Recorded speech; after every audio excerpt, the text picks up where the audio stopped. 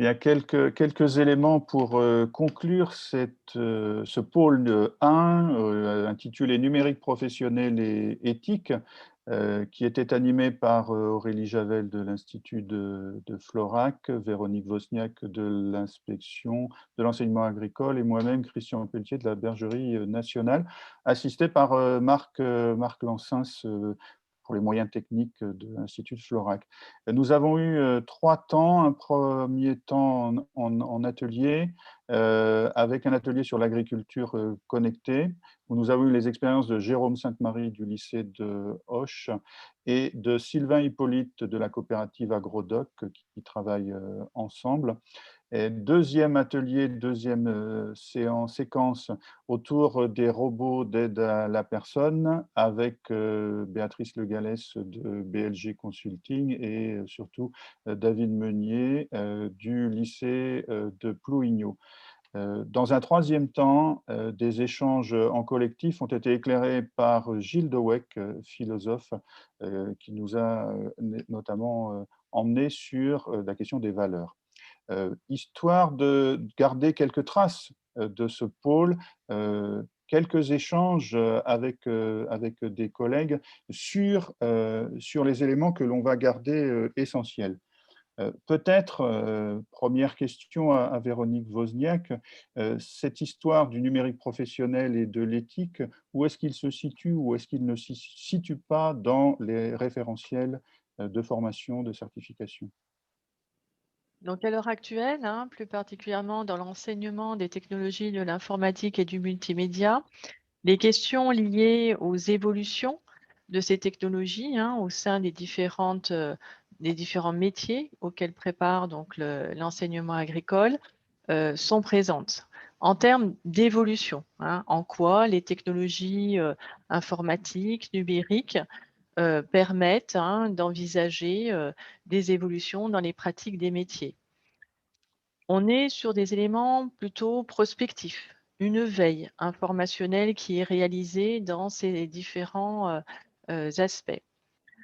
Tout autant, on le voit, hein, et les témoignages dont nous avons pu observer cet après-midi nous donnent à voir des possibilités qui sont offertes au niveau des établissements de s'emparer d'un certain nombre d'autonomie, hein, d'espaces d'autonomie dont ils disposent pour pouvoir développer des projets, que ce soit donc en lien avec des partenaires extérieurs, et peut-être de s'interroger plus collectivement sur des enjeux, qu'ils soient éthiques, et on l'a bien, et cela a été clairement établi au cours de ces échanges, pour faire en sorte, hein, de sensibiliser nos apprenants à ces questions et de les co-construire avec eux.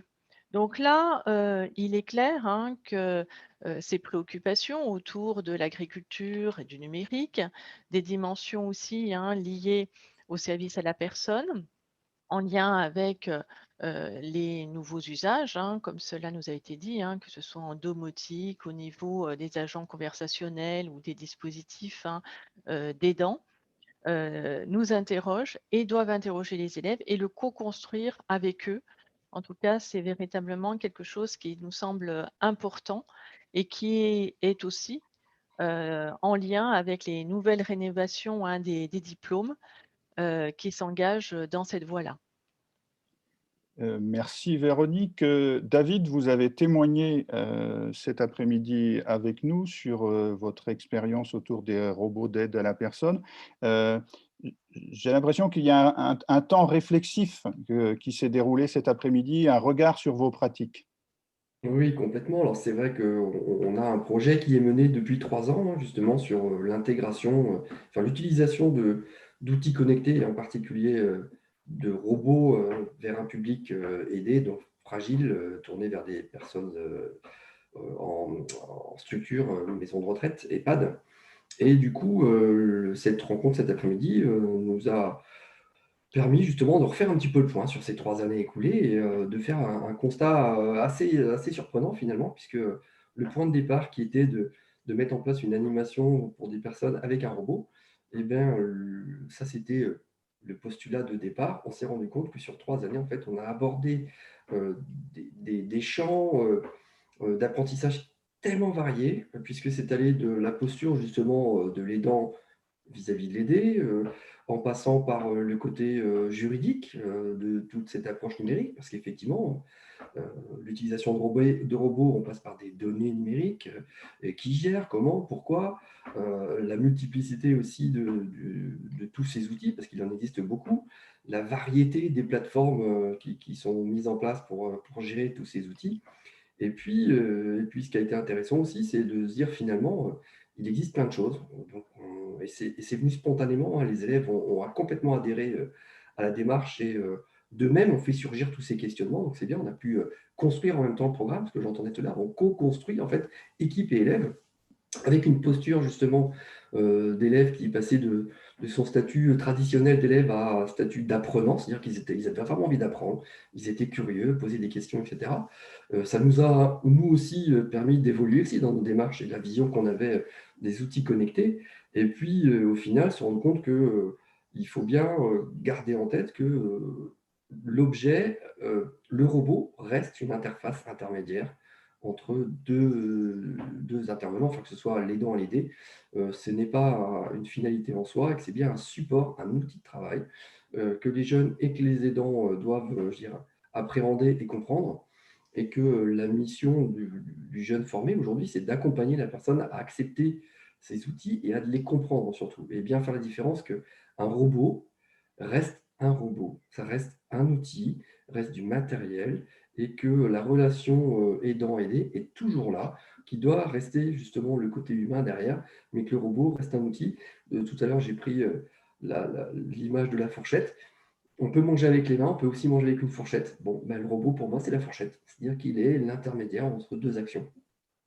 Donc voilà, et vraiment ce travail cet après-midi d'entendre que effectivement on peut avoir aussi des a priori et des interprétations de cette utilisation, et qui est intéressante aussi d'amener dans nos conversations et dans nos apprentissages avec les jeunes. L'objet robot permet de revisiter une grande partie du référentiel, mais il fait aussi système et il devient projet d'établissement. C'est ça, exactement, hein. C'est-à-dire que c'est vraiment un engagement de l'équipe. Au départ, c'était 2-3 personnes, et ça a eu un effet sur toute l'organisation. Et ce qui est intéressant, c'est que, comme je disais tout à l'heure, le fait d'aborder des thématiques très variées, ça a intégré aussi les autres collègues d'autres disciplines à s'intégrer au projet et accompagner aussi les jeunes, tant dans la partie très technique, hein, l'utilisation du robot, que aussi la partie voilà, communication, la relation aux autres, la manière d'appréhender voilà, l'outil en lui-même, hein. Il y a eu des craintes aussi bien de la part des aidants que des aidés, et c'était intéressant de voir tout ça. Donc il y a vraiment eu une synergie qui s'est mise autour de ce projet. Et non, ça a été très constructif pour tout le monde. Merci David. Autre moment fort de l'atelier, ce que nous a proposé Gilles Dowek, un petit peu comme grille d'analyse et prospective. Je vais laisser Aurélie Javel nous conter un petit peu cela. Oui, en fait, effectivement, l'entrée proposée par Gilles Dovec pendant le temps du débat était très pertinente, parce qu'en fait, il prenait les valeurs comme moyen vraiment de questionner ces nouvelles technologies et de ne pas se perdre, en fait. Donc, c'est vraiment des valeurs qui permettent de servir de fil rouge dans les projets et qui permettent de vraiment de sortir en fait des débats de diabolisation ou au contraire d'idéalisation des nouvelles technologies ou de ces nouveaux outils pour essayer de garder en ligne de mire ce qu'on veut vraiment pour notre projet. Là, en l'occurrence, pour les aidants, qu'est-ce qu'on veut pour les personnes que l'on aide, qu'est-ce qu'on veut pour nos élèves, qu'est-ce qu'on veut pour notre métier, et de pas se perdre en fait dans tous ces différents outils qui effectivement restent que des outils. Et puis en plus, ça permet de vraiment travailler en plein la voire l'interdisciplinarité, et de justifier, de légitimer les sciences sociales dans cette approche techno, et montrer qu'elles ont toute leur place pour guider en fait les projets et les réflexions. Donc, je trouvais ça effectivement très, très constructif comme proposition. De belles perspectives pour l'enseignement-apprentissage, mais aussi quelques préventions, peut-être ne pas considérer les technologies du numérique, ne pas trop les sacraliser. Christelle Papin, vous êtes enseignante en français et philosophie, peut-être un regard sur cela? Oui, alors David et Aurélie ont déjà évoqué la chose. Un robot reste un robot, un outil reste un outil. En fin de compte, il s'agit, à travers l'enseignement et l'approche de l'innovation technologique qu'on peut avoir dans les écoles, de prévenir les élèves qu'il ne faut pas aller vers une sorte de sacralisation de la technique en elle-même, pour elle-même, avec éventuellement le risque que la technique devienne sa propre finalité, en quelque sorte. Il s'agit aussi, à travers cette approche des valeurs, de montrer qu'elle n'est pas du tout neutre, qu'elle véhicule effectivement des présupposés, qu'elle véhicule des valeurs sociales, une forme d'organisation sociale. Et il s'agit donc tout simplement d'éveiller les élèves à cette complexité, ce qui est d'autant plus important quand on sait que les élèves ont finalement, malgré les préjugés que nous-mêmes, adultes, pourrions avoir, ils ont finalement une approche du numérique assez limitée, souvent limitée à la seule pratique d'Internet. Donc voilà, il s'agit de voir en fin de compte tous les enjeux qu'il y a derrière ces innovations technologiques, en montrant bien qu'il s'agit d'éviter de tomber dans un mythe. Donc, si on veut conclure très rapidement, les technologies et les outils numériques, j'allais dire, ce sont de beaux objets de développement et d'apprentissage dont il y a nécessité de se saisir avant qu'ils se saisissent de nous ou des jeunes. Voilà, merci et à très bientôt.